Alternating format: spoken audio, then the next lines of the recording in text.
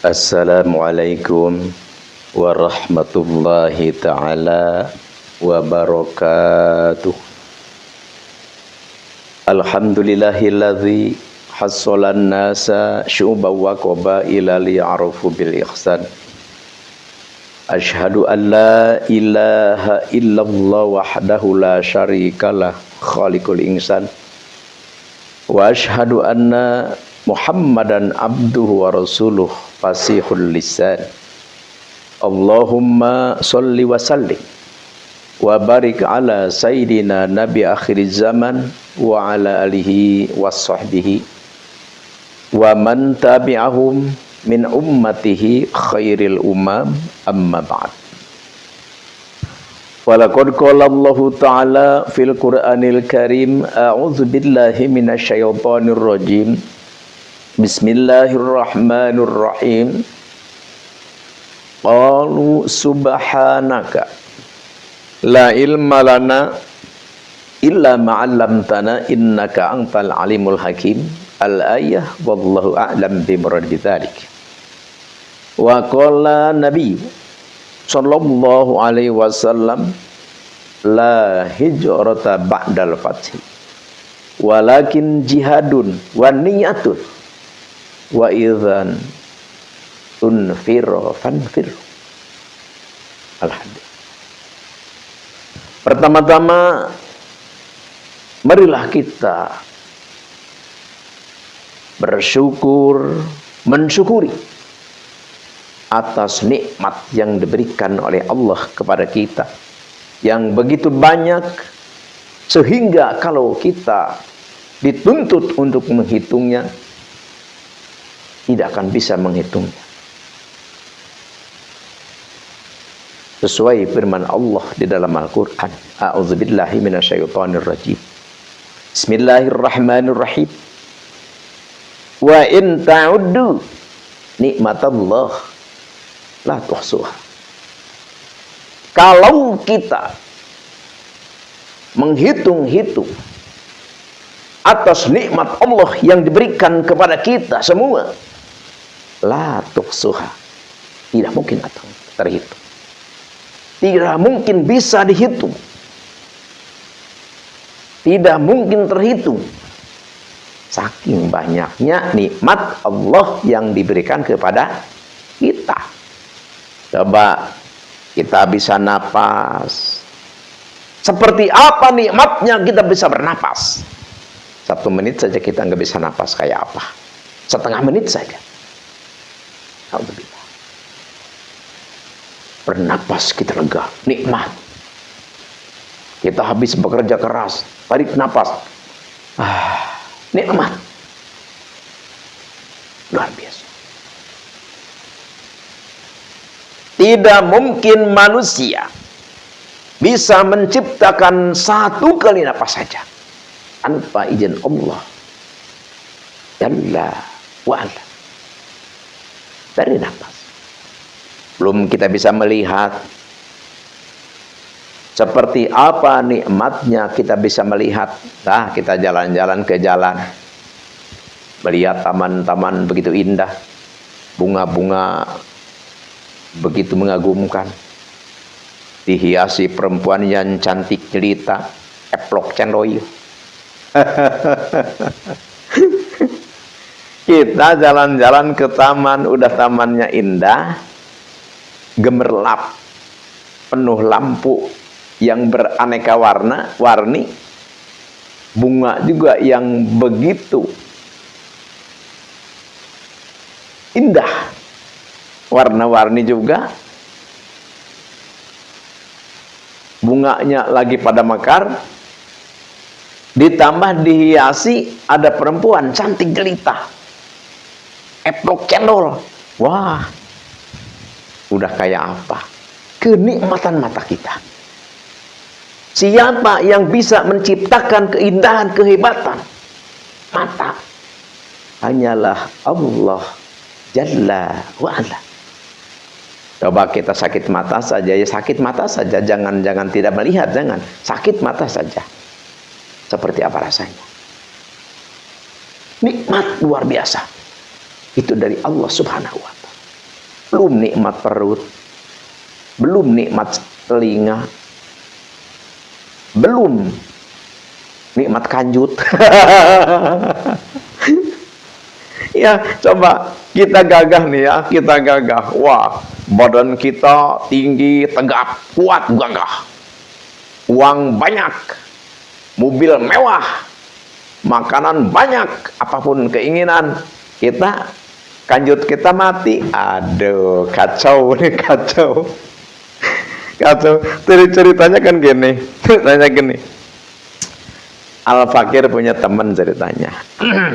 Wah, temen ini gaya gitu kan, gaya, tinggi besar, uangnya banyak, usahanya wow gitu, luar biasa gitu. Terus istrinya minta dicerai, bahkan orang tua istri itu sampai marah gitu, kamu ini apa-apaan? Suami udah gagah, udah ganteng, banyak uang, usahanya bisa, hebat, pergaulannya bagus. Kamu nggak mikir, susah cari laki-laki kayak begitu. Tapi kamu ini ngotot ingin cerai, kenapa? Ya, masyarakat sekitar juga pada aneh, ini kenapa ini? Perempuan nggak tahu diri, nggak tahu diterima kasih. Ya akhirnya terpaksa, karena udah rumah tangga udah bertahun-tahun, akhirnya dia nangis kepada orang tuanya, ibu, bapak, maafkan saya, bukan saya tidak cinta, tidak sayang kepada suami saya. Lantas kenapa? Burungnya mati. Burungnya mati. Tuh, itu kenikmatan itu saja. Coba, kenikmatan dari kanjut saja itu sungguh luar biasa. Allahu Rabbuna Karim. Kalau kita tidak bisa bersyukur atas kenikmatan Allah, na'udzubillah. Belum kenikmatan kaki, kita bisa berjalan, punya tangan, kita gagah. Sama kalau kita tidak punya kaki, tidak punya tangan, mau belajar jurus apa? Jurus di mana? Jurus TTKDH, jurus lari 1000. Sama kalau kita tangan gagah, kaki gagah, wah, oh, ada pemecahan segala macam, karena ini kenikmatan dari Allah Subhanahu wa Ta'ala. Harus kita syukuri kepada Allah. Makanya kalau kita tidak bisa mensyukuri, kalau tidak bersyukur, na'udzubillah, masih banyak yang ada pada diri kita saja. Belum nanti yang ada di sekitar kita, yang ada di depan kita, yang ada jauh daripada kita. Sungguh naib, sungguh bodoh, sungguh tolol orang yang tidak bersyukur, orang yang tidak mau berbakti, beribadah kepada Allah Jalla wa'ala. Hanya Allah lah yang mampu, yang bisa, yang memberikan kenikmatan-kenikmatan kepada kita. Insya Allah, amin ya Allah ya Rabbal Alamin.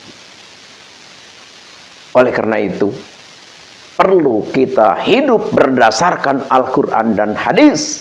Perlu kita hidup berdasarkan ijma' dan qiyas. Karena Quran saja tanpa hadis kita tidak akan mengerti. Hadis saja tanpa ijma' alim ulama pun kita tidak akan mengerti. Ijma' ulama pun tanpa adanya kias-kias, kita pun tidak begitu dalam untuk memahami tentang keagamaan. Inilah ajaran-ajaran Nahdlatul Ulama Ahlu Sunnah wal Jamaah yang menjadikan negeri NKRI kuat, gagah, berdiri tegak karena adanya ajaran Nahdlatul Ulama. Tentu adanya Muhammadiyah, tentu adanya Persis, tentu adanya Al-Irsyad, tentu adanya berbagai macam firqah-firqah Islam. Ya, itu pun penting, itu pun bagus, itu pun perlu. Tapi yang menjadi pilar kekuatan, berdirinya NKRI, kuatnya, tegapnya NKRI adalah Nahdlatul Ulama. Oleh karena itu, mari kita jaga kekuatan, persatuan, kesatuan, kebersatuan NKRI harga mati. Tihang terkuat adalah Nahdlatul Ulama. Ayo, langkah kita bersama-sama menuju keridhaan Allah Azza wa Jalla. Hilangkan, jauhi, usir perpecahan, kebencian.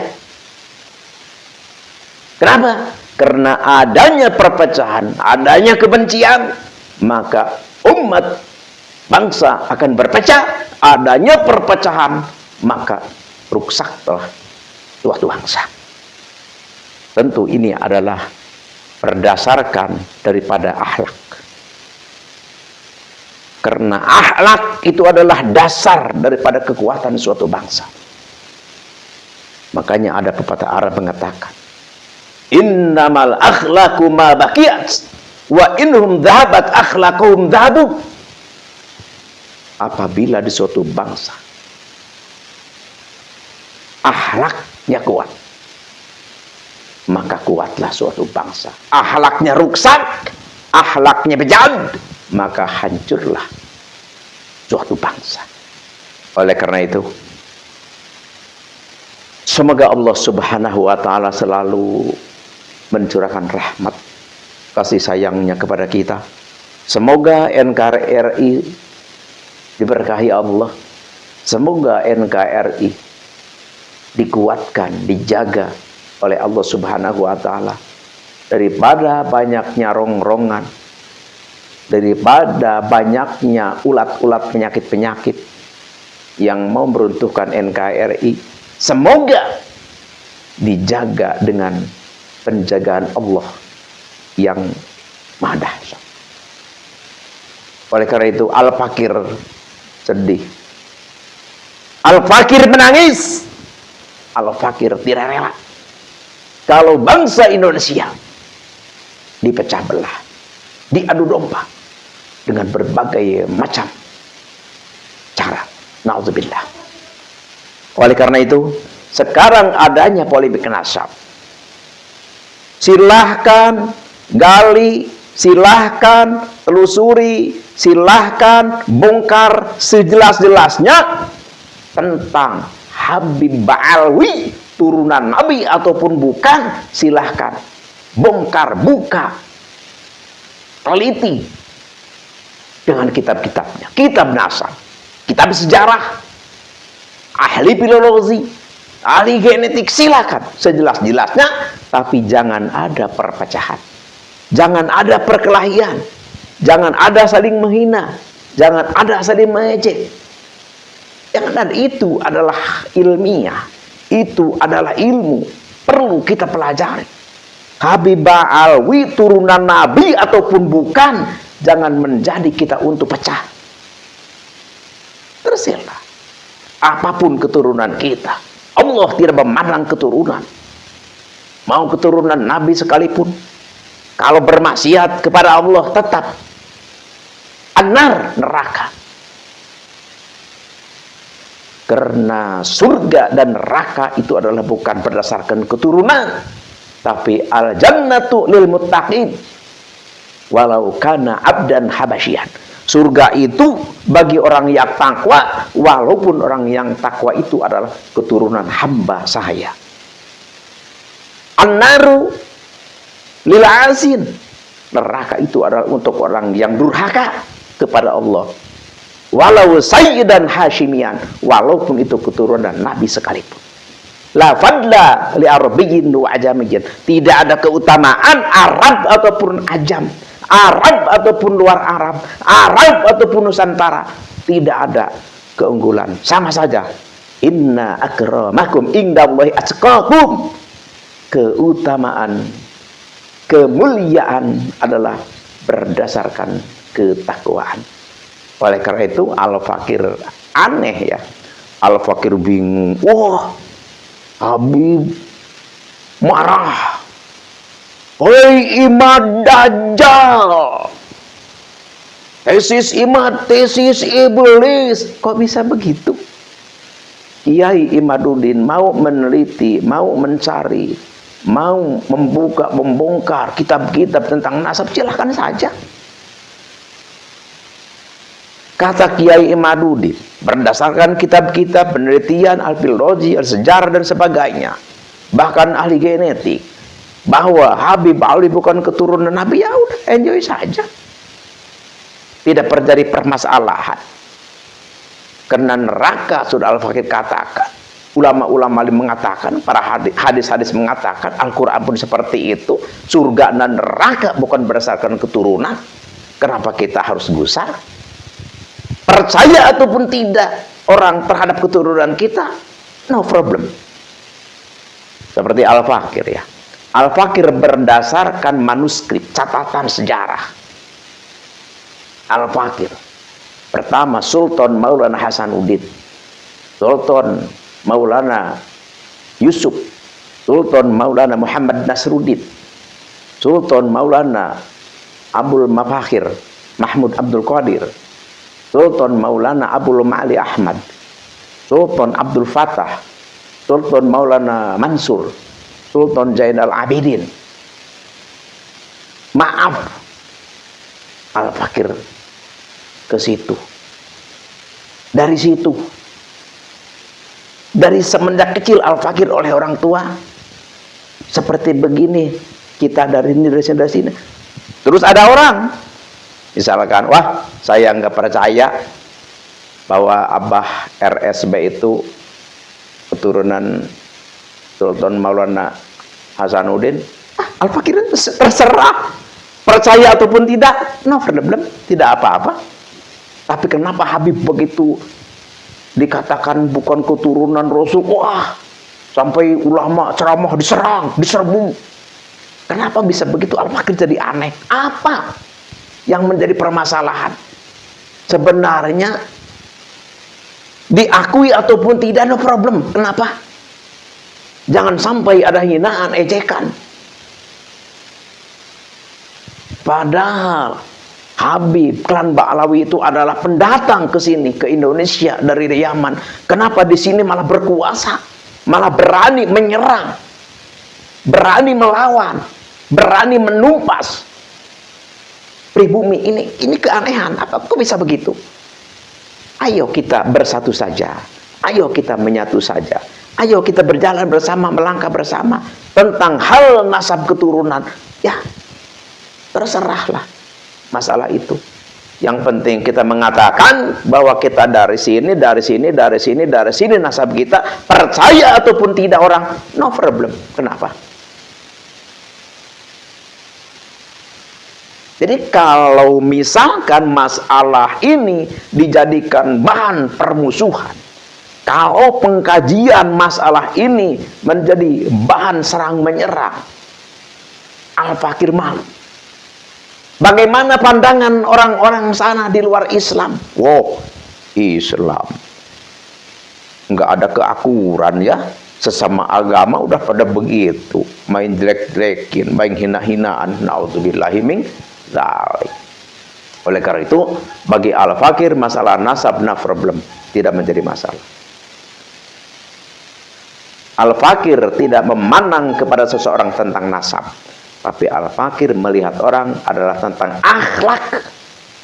Karena akhlak itulah di dalam Islam yang menjadi ukuran. Sehingga Nabi Muhammad sallallahu alaihi wasallam sabda apa? Innama bu'istu liutamimma makarimal akhlak. Aku seyogian diutus oleh Allah Subhanahu wa ta'ala. Apa visi misi? Liutamimma makarimal akhlak, untuk menyempurnakan akhlak. Makanya Al-Fakir kadang-kadang ya, kadang-kadang suka ketawa ya, kadang-kadang sedih juga gitu kan. Ya, kalau sebangsa Al-Fakir ya, Al-Fakir bukan ulama, Al-Fakir bukan kiai, Al-Fakir bukan ustadz, Al-Fakir bukan santri, Al-Fakir orang awam lah. seandainya berbicara seperti orang-orang itu pun kayak Al-Fakir tidak tegelak gitu kan. Tapi ini yang mengaku dirinya buya, yang mengaku dirinya ustadz, yang mengaku dirinya ulama, ya di medsos ya suka cercah marnya cercah gini, suka hina menghina. Na'udzubillahi min dzalik. Padahal Al-Fakir tahu, padahal Al-Fakir juga paham, mereka beliau-beliau itu pasti mengerti tentang agama, mengerti tentang hadis, mengerti tentang Al-Quran, mengerti tentang kitab-kitab. Tapi apa yang beliau lakukan, katakan, ekspresikan, tidak ubahnya, tidak bedanya dengan preman-preman pasar yang tidak mengerti tentang agama. Na'udzubillah. Artinya apa? Artinya Al-Fakir mengajak kepada para ulama, para buya, ayo kita berlaku bijak, wujudkan kesatuan, wujudkan kebersatuan. Jangan ada hina menghina, caci memaki, hina menghina, caci mencaci, maki umat. Kiai Imaduddin Usman Al-Bantani menggali nasab dengan ilmiah berdasarkan kitab-kitab yang begitu komplit dari abad 3 sampai abad 9. Bahkan kitab-kitab para habib pun dibaca, diteliti. Bagus. Yang diteliti, ya berterima kasih. Tidak menjadi apa-apa. Insya Allah, amin ya Allah ya Rabbal Alamin. Al-Fakir sih hanya ngobrol saja. Tapi pada akhirnya ya tetap apapun itu prerogatif dari Allah Subhanahu wa taala, karena surga dan neraka sudah dijanjikan, sudah ditentukan, sudah ditulis di buku Allah Azza wa Alla. Kiai, ustadz, santri, baragajul sekalipun, surga dan neraka belum pasti. Ya cuma ada tanda gitu ya, ada tanda. Kalau memang ahli surga pasti tandanya ini. Kalau ahli neraka pasti tandanya ini. Tapi ketentuan ada di ilmunya Allah Jalla wa'ala. Apapun langkah kita tetap harus berdasarkan kitab, berdasarkan Al-Quran, hadis, ijma dan qiyas. Oleh karena itu masalah hijrah ya, masalah hijrah ini bermacam-macam ya. Terutama ada hijrah dari kelakuan tidak benar menjadi benar, hijrah. Ada juga hijrah pindah tempat, ada juga. Jadi masalah hijrah bagi orang yang memang sudah merdeka, ya tidak usah hijrah seperti Bapak, seperti kita di satu kampung lah. Kita sudah nyaman, diakui masyarakat, ilmu kita diperlukan. Ya kenapa kita hijrah? Udah kita di situ. Terkecuali kita dituntut. Wah ini kalau nggak hijrah nih berabe nih. Misalkan, wah kita berdiam di satu kampung. Jangankan orang kampung induk atau dekat atau sayang kepada kita, justru kita menjadi bumerang di itu kampung, tidak diperlukan, menjadi hinaan, menjadi gunjingan, ilmu kita tidak bermanfaat lah. Itu mah wa idza tunfiru fanfiru, ya kita diperlukan untuk keluar dari kampung itu, ya kita keluar. Jadi apapun itu tergantung situasi seperti itu. Jadi jangan kita gampang bilang hijrah, jangan. Tapi walakin jihadun wa niyatun, ya tapi kesemangatan kita untuk berjuang, niat kita untuk berjuang di dalam kebenaran, di dalam hal yang lebih baik, yaitu tetap harus ada. Selagi tidak ada tuntutan, tidak ada hijrah. Insya Allah, amin ya Allah ya Rabbal Alamin. Di sini Al-Fakir mau mengijazakan satu amalan, satu aurad ini untuk menjebol ilmu orang. Menjebol ilmu orang seperti apa? Ya misalkan nih ada orang punya ilmu tinggi, nggak mempan dibacok, nggak mempan dipukul. Wah, pokoknya hebat orang ini. Tuh, kita ingin mengalahkan orang itu. Kenapa kita ingin mengalahkan? Karena orang itu munkarat. Jadi mengajak umat manusia ke jalan yang tidak benar. Misalkan mengadakan mabuk-mabukan, pesta-pesta yang tidak dibenarkan, terus mengadakan pemungkaratan, perjudian, berbagai macam lah. Atau dia itu memang kelakuannya yang meresahkan seperti itu. Tapi dia orangnya kuat seperti itu, punya ilmu. Kita ingin menghilangkan, ingin mencabutkan ilmu itu, ya inilah ilmunya. Insya Allah, silahkan ini nanti Al-Fakir ini jajakan untuk siapapun yang mau, yang punya hasrat, yang menginginkan, silahkan amalkan. Al-Fakir ijazahkan. Tafadhol, insya Allah mustajabah.